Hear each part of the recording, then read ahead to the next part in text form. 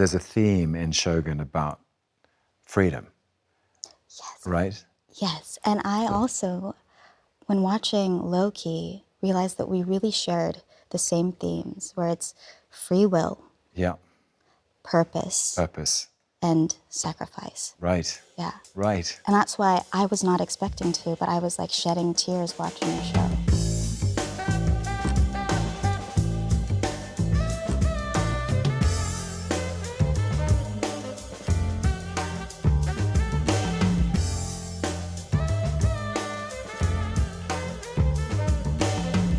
Well, Anna, I just wanted to say, like, it's such a pleasure to sit across from you and have this conversation, truly, because I think your work in Shōgun is extraordinary. It's really, obviously really deep.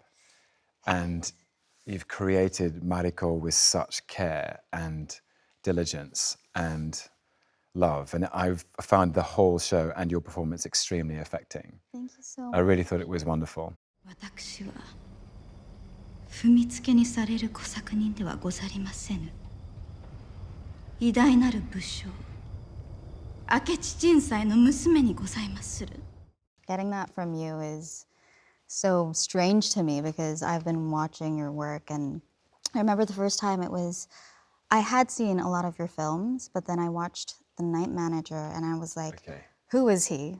I need to look up all of his other stuff. And I just thought that you're, I don't know, so versatile, and I mean, you're one of the best actors that I thank you. just really been sitting down with and talking to. Thank you. So. But that's the fun, isn't it? The fun is in, I can tell that you feel the same because of the range of your own work, is you just get to play all the chords and key on the piano, that actually you have this, the human condition is broad and deep, and you want to play all the notes and express and experience the range of being alive. Yeah, and you come from theater.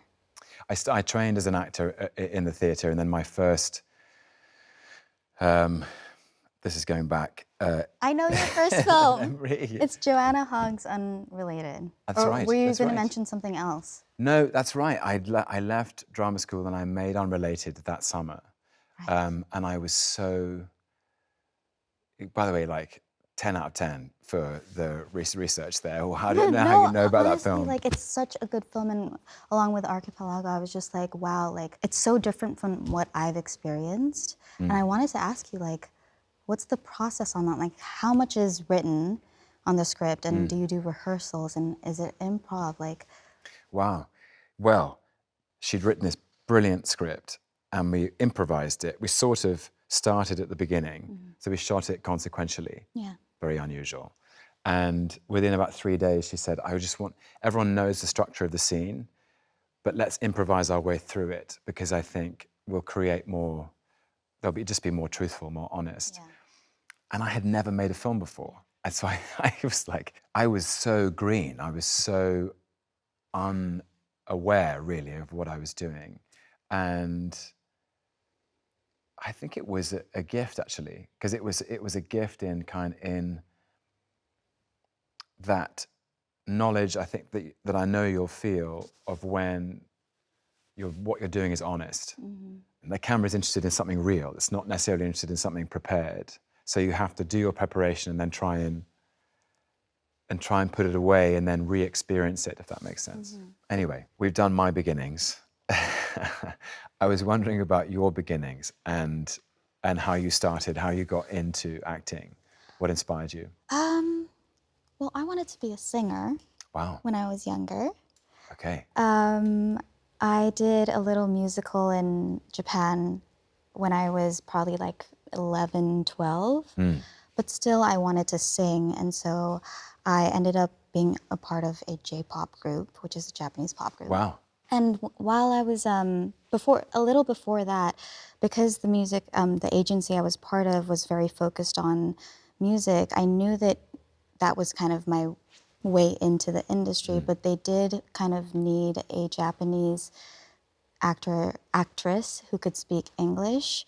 And I was 16 or 15 around that time. And I played a part in Ninja Assassin, which was directed by James McTeague. And that was my introduction to the acting film And how did you find it? I loved it. I was like, this is what I want to do. Yeah, I great. feel like I could do this for the rest of my life. And here you are. And you will. I mean, I don't know, but I did fall in love with it. And so from 16, I wanted to act, but just because they were focused on singing, I couldn't get into it as smoothly as I wanted to. Right, yeah. So I had to quit the J-pop group in order to actually start doing this stuff. Yeah.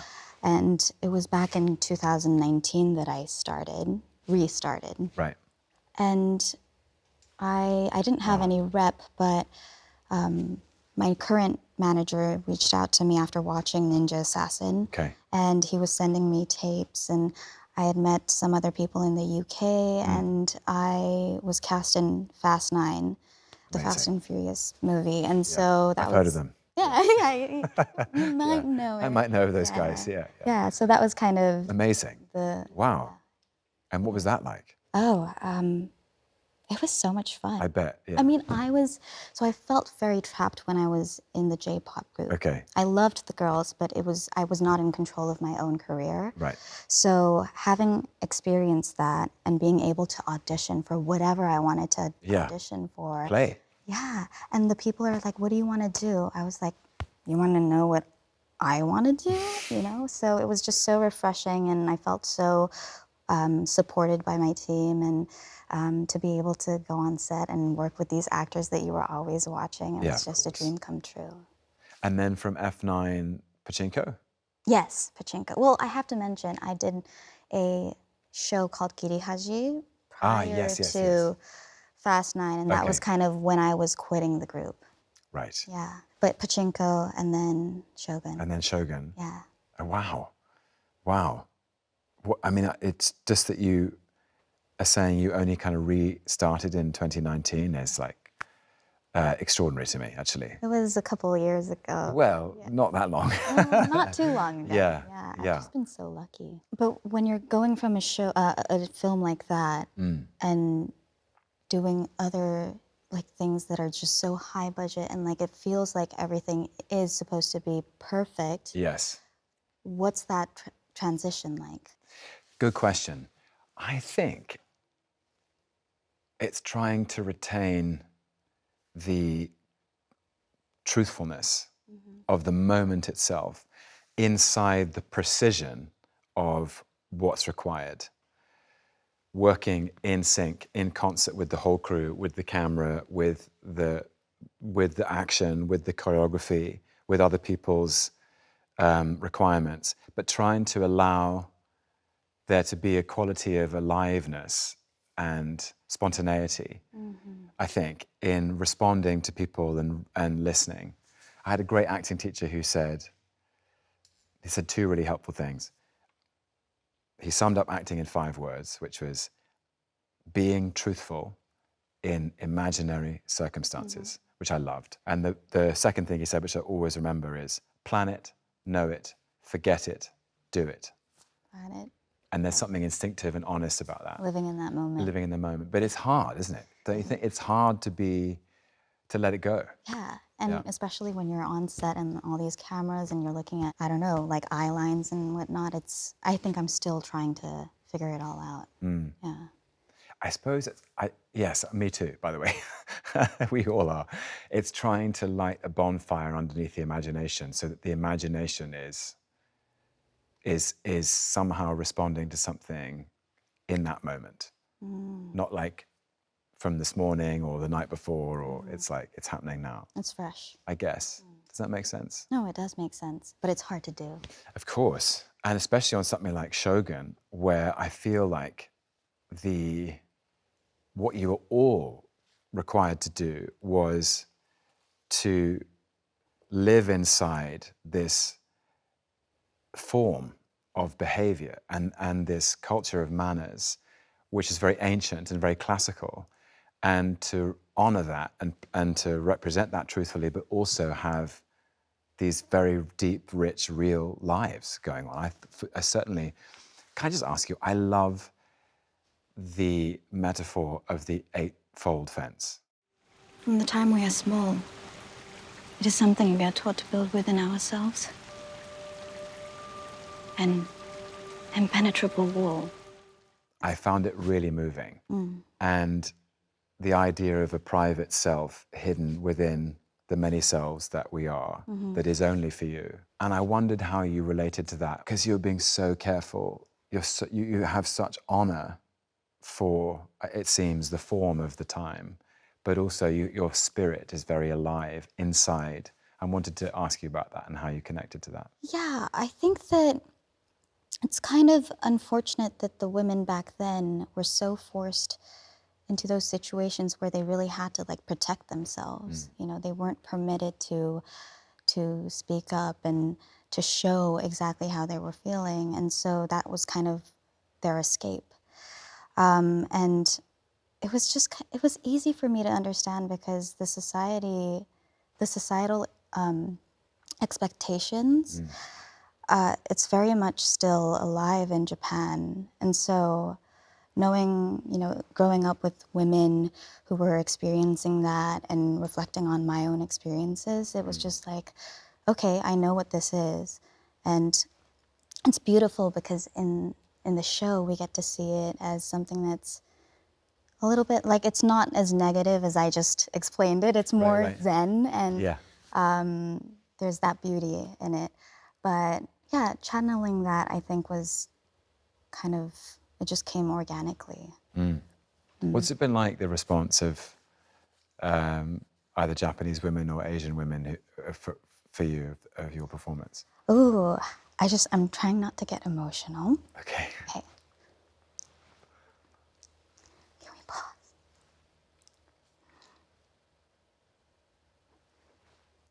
Should we pause? Whatever you need. Whatever you need. I shouldn't have said that because now I feel like No, I it's just okay. like It's triggered okay. this It's honest. thing. It's totally honest. So the response. Yeah. So what's it like been like, the response of Japanese and Asian women? Well, we were on the press tour and we were in Washington, D.C., and we showed our first 2 episodes to a Japanese community. And after the screening, multiple young girls came up to me being like, this is the first time I'm seeing like a real Japanese character that I can really relate to. And they were getting emotional as well, because I think that it was kind of something that they had internalized, of like not being able to speak and they're having to behave, and they thought that's the way that they should be. But I think it kind of allowed them to accept that it's okay to feel these struggles and express it. And you know, in Japan, I think that we do see certain characters like that, but in Western media, it was my first time reading a script that felt like she was not, first of all, sidelined, and we were really seeing that vulnerability, but also the strength within her, and we see her kind of find her voice towards the end. And I feel like if I had seen characters like Mariko on screen growing up, then that would have kind of formed me in a different way. I wouldn't have internalized all those expectations. And so I could tell that the whole story of Shōgun, but the characters, the female characters in our show had kind of had a different impact on these women. Wow. What an extraordinary thing to have given them. I mean, Yeah, extraordinary. Yeah. A gift. Wow. It's almost as if there's a theme in Shōgun about freedom. Yes. Right? Yes, and I also, when watching Loki, realized that we really shared the same themes, where it's free will, Yeah. purpose, Purpose. and sacrifice. Right. Yeah. Right. And that's why I was not expecting to, but I was like shedding tears watching your show. Oh, thank you. Towards like episode 5, whenever your friends are like, Loki's friends are fading away. Episode 6, like the whole thing, it was just, it feels so real. And I think that's so special, because something that's a little bit more light feeling, I think that people go into it for entertainment, but then they really connect with the characters, and so it's really special. Yes, thank you so much for saying that. That means a lot, truly. We don't have time. You just disappeared. I know, and I can't keep looking at it because it's horrible. What? I thought you said it didn't look that bad. I was lying. I wanted to ask because Loki in the beginning, he is the antagonist. Yes. And so when you're playing it, that version of him, was it any different, or did you find these things that you have to, you're finding elements in him that you can relate to and the reasoning why he's acting the way he is? Of course, right? yeah. Wow, great question. I felt very fortunate that when I was first cast, the arc of Loki in the first Thor film was very poignant. And I always saw Loki in that film as a broken soul with a shattered heart, deeply damaged by the facts of his life that he's made aware of, that he was adopted, that he was an orphan, that he was left to die, that he was unwanted. And there is such grief that he experiences in that film, and confusion. And in that grief, he spirals away from those he's attached to, and that grief becomes grievance. And then his grievance actually becomes the engine of what makes him an antagonist, of what makes him a villain in other people's stories, because the sadness and the heartbreak and the grief has hardened into anger and resentment and a need for vengeance and a kind of entitlement. Of course, he is controlled and mischievous and playful on the surface, but it's masking all this pain. And what I've loved about the series, the 2 seasons, and they are kind of 2 volumes of a book, the same book, but especially season 2, is tracing my way back to that vulnerable soul and healing that damage, healing the pain. And showing that pain can be transformed into courage and strength, and that there is redemption and catharsis. I found it really moving that he does find a way to rediscover and reinvigorate and redefine his purpose, which he had lost completely and had been denied him. Right. And so coming back to that vulnerability was really important to me. You quit with the magic and fight fair! Oh, shit. It's not a fair fight.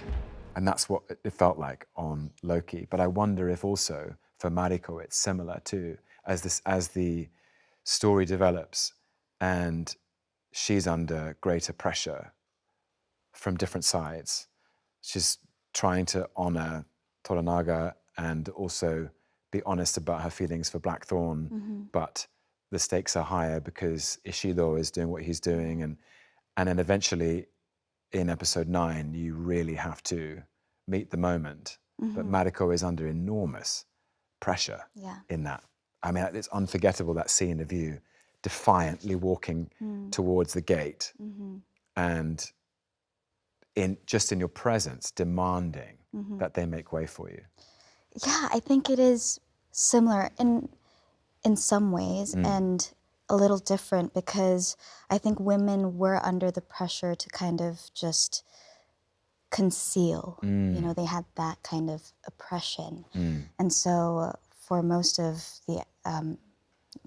this show, we see her being very quiet and really not internalizing, what is it? Like keeping it all in. Contained. Contained, yeah. And then at the end of episode 8, we finally see her given permission to use that pressure and act upon it. And in episode 9, I wonder, like, I've never really thought about it as pressure. I kind of thought of it as more like letting go. Wow. Yeah. Yeah. It's because that's kind of what she always wished to do, but wasn't able to because of all the rules and being a woman. And it's, I mean, I go way to the end of episode 9, but in the end, she's able to serve her purpose to the Lord and really reclaim her identity and Yes.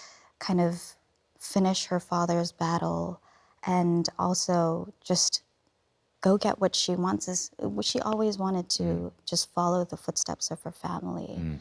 So yes, it is pressure from the Lord to what is it? It is pressure to fulfill her duty, Yeah. but it's also very liberating for her because she finally gets to do what she's always wanted to Yes. achieve. Yes. And there's catharsis in that, Yeah. even in sacrifice. Sacrifice. I love that you Sacrifice. bring it up. Yeah. Oh my gosh. Yeah, because she knows that, death can lead to a greater cause. And sacrifice for Loki, all he wanted was to be with his friends. That was kind of what he Yeah. was looking for. And still, he chooses to be alone for everyone else so that they can keep living in the multiverse. Yeah. It's he gives his life for the lives of others. That last shot of you, well, first, the final line that you have, which is, I know what I want. Do you want to finish? Yes, I can. By the way, I well remembered. What does he say? I know what I want. Yeah. I know what kind of God I need to be Yes. for you, for all of us. Yeah. So beautiful. Thank you. Who thought of that line? Well, of course, Loki has been running and rerunning and rerunning and rerunning the same scene over and over again, hoping and changing tiny things every time, trying to perfect, to get it right, to get the resolution that he wants. And his final, it's actually Sylvie who gives him the idea. Well, it's a mixture of Mobius and Sylvie. Mobius is the one who refashions his famous quotation back to him. He says, sometimes purpose is more burden than glory, which is a riff on that iconic line, I'm burdened with glorious purpose. And then Sylvie gives him the idea that sometimes it's okay to destroy things if you can build something better in its place. And Loki thinks, I'm going to have to take the place of this mechanism which keeps people's lives together. And I just put myself in the emotional place of what would that be like to understand that the only way your friends could live would be to give your own life and sit in that reality and go back into that set and be surrounded by my friends. And then I think Loki walks down the stairs into a decompression chamber and he's followed by Sylvie and Mobius. And our directors, brilliant directors for episodes 1, 4, 5, and 6, Justin Benson and Erin Moorhead. There was quite a big setup. It was a really elaborate set. And they found me on the set and said, look, I think we've got probably about half an hour, 40 minutes until we're on you. What do you think you might want to say?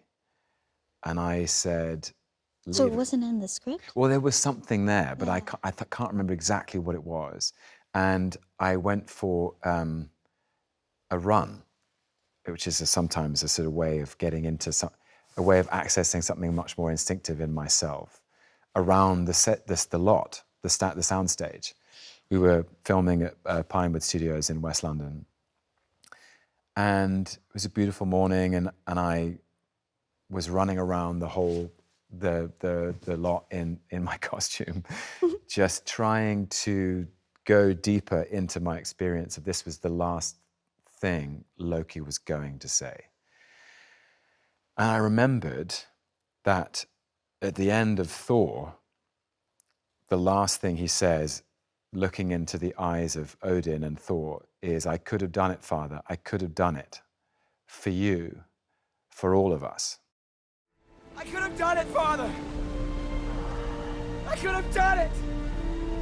For you! For all of us! And it's full of need and desperation and yearning for acceptance and misguided intention. It's full of his own broken heart. And I thought to myself, I wonder if I should say that again and bring it back, but it has a completely different meaning, which is full of love and sacrifice and selflessness and generosity. And I thought, and I ran back in, I got very excited, and I ran back into the stage and I found Justin and Aaron and our producer Kevin Wright, and I said, here's what I think it should be. I know what I want. I know what kind of God I need to be for you, for all of us. And it's stepping into something. It's very similar to what Mariko goes through, actually. It's a moment of release and the clarity of defining your own identity in sacrifice. That actually in his last moment, he gets agency. He gets to decide what his life has represented up until this point. And his final utterance is one of profound love and generosity. And that the journey of 1,000 miles has led us here. It was very satisfying and moving for me too, because it's been such a long journey. It's been 15 years of my life. I could not be, I just felt very moved by it. Right. And Justin, Aaron, Kevin, Owen Wilson, Sophia Di Martino were so kind in their responses to me. They were so aware, they were so there with me. Right. Those moments are magic on set, aren't they? Were they actually present They were. looking at you? They were. Oh. Yeah. There I was able to look at them and say those words and feel it, make it real. Yeah. Oh my goodness. Yeah. And what was it like working with, because there's some really amazing, great actors in Shōgun as well. Hiroyuki Sanada and... Cosmo Jarvis. Yes, Cosmo Jarvis. Tadanobu Asano, who I know he played... Oh my God! Yeah, he played you guys Hogan know in each Thor. other. Yeah, so it was lovely to see him again. I love that man.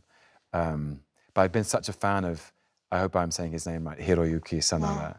He's just a magnificent actor. And he was a producer on this as well, I think. Yes, I think that him being a part of it really was important to the Japanese people, because then they knew that they were in the right hands. Of and course. that he was going to bring crew from Japan that he had already worked with in Japan doing jidaigeki. So I was very excited and also very nervous, because it was my first period piece and he's so experienced. And I knew that I had to really work closely with him. But he's the nicest soul. Like, he's so generous. He's always there. He's trying to make jokes so that everyone's having a good time. Energy. Yeah. I can't find enough good words to express my experience with him. I feel like he'll always be the person that I'll reach out to if I ever have an issue. Like, he's so giving. Yes. And I think it was his first time to produce anything, but he was having such a good time on set. And whenever we talk about Shōgun, people ask us, did you have fun? I'll be honest, like, it wasn't fun. Yes. It wasn't like we were like laughing and, you know? The material isn't quite... Yeah, it's so heavy that I was kind of in character, I think, for most of it. But Hiro's always explaining how much he enjoyed it and how much fun it was for him. So I think that... It's very wise of him to know that when you're going deep into heavy material, to keep it light, to keep it playful. I think that's very wise. That strikes a chord with me too, Does that make sense? It makes sense, but I feel like because Shogun was my first very heavy role, Yeah. I was like going deeper You were and there. deeper. And I was so exhausted, but yeah. And it was long, wasn't it? It was 10 months. It was 10 months. How long was Loki?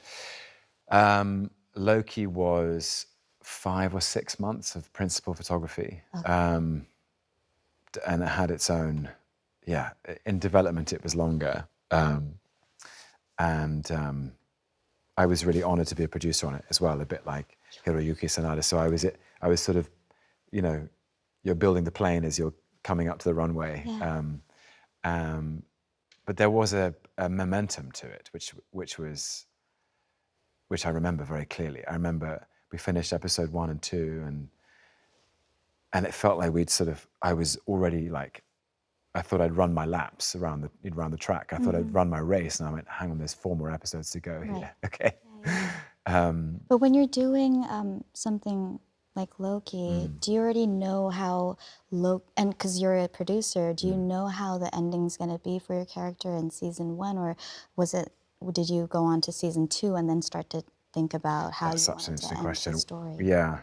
The thing that excited me the most in season 1, I knew immediately from that first episode of season 1 that we were going to completely break Loki down, and he was going to experience a kind of existential crisis and feel very alone and very destabilized and open and raw. And I thought, what an extraordinary new starting point for his journey. And all I wanted actually when we started season 2 or started thinking about it was to bring it full circle, was to find a way of healing that broken soul, of making a second chance worth it. Right. That confrontation with all of his mistakes, and he's made so many, like any human being would confront you with the possibility of change. You'd have to change the tune. Yeah. You'd have to change the record, wouldn't you? If someone showed you a catalogue of all of your missteps and failures, you go, okay, if I get another go, I'm going to do it differently this time. And so season 2 was about bringing it full circle and actually going back through my journey with him. And, you know, I don't want to sound like lofty and poetic, but there was this line from a T.S. Eliot poem, The Four Quartets, that I gave to the writer, which was that the end of the last quartet goes something like, "We shall not cease from exploration, and the end of all our exploring will be to arrive where we started and know the place for the first time."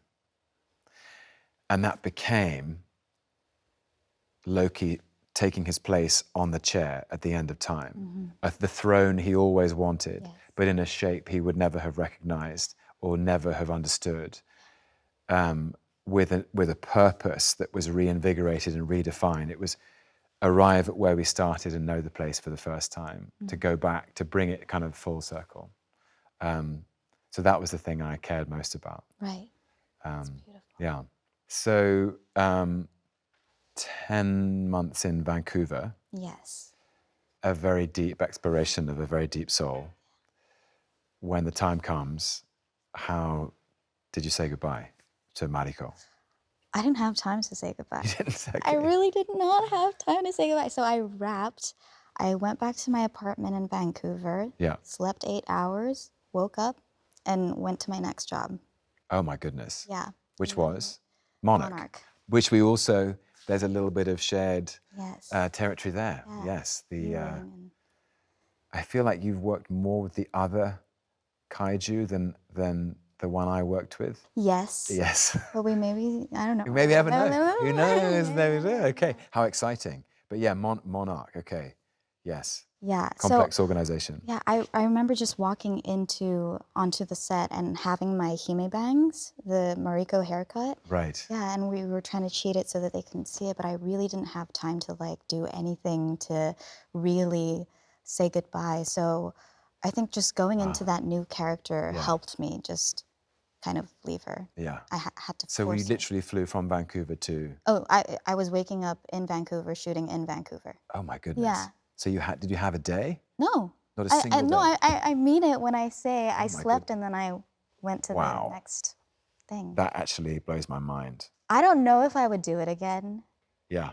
but I mean, Did you get to the weekend and then be like, wait, who am I? What's my name?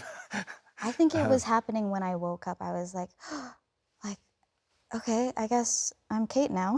Right.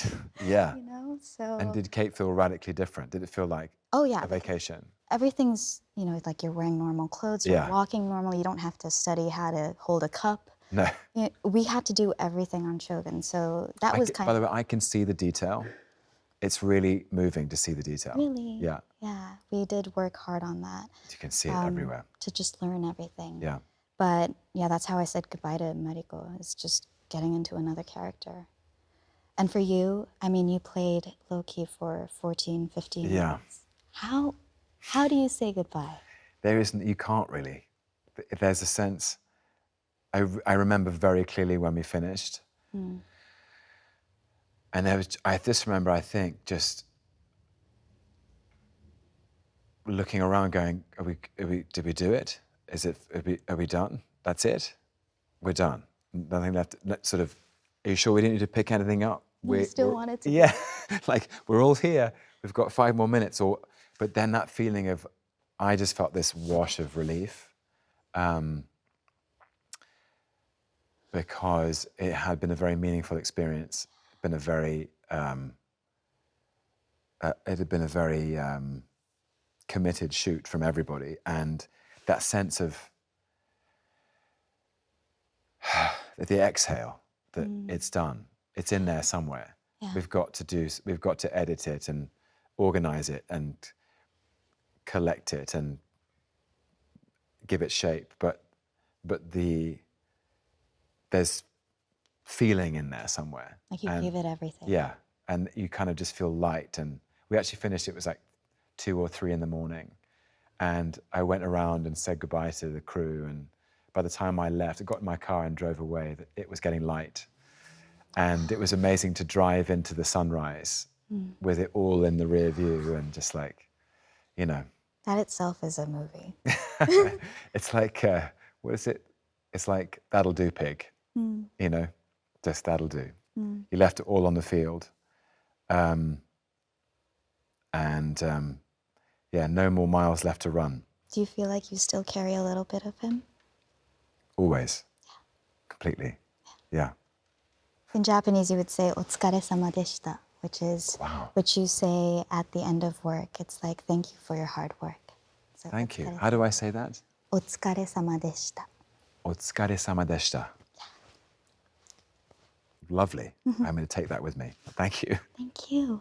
It was That was so sweet. nice. Otsukaresama deshita. Otsukaresama deshita.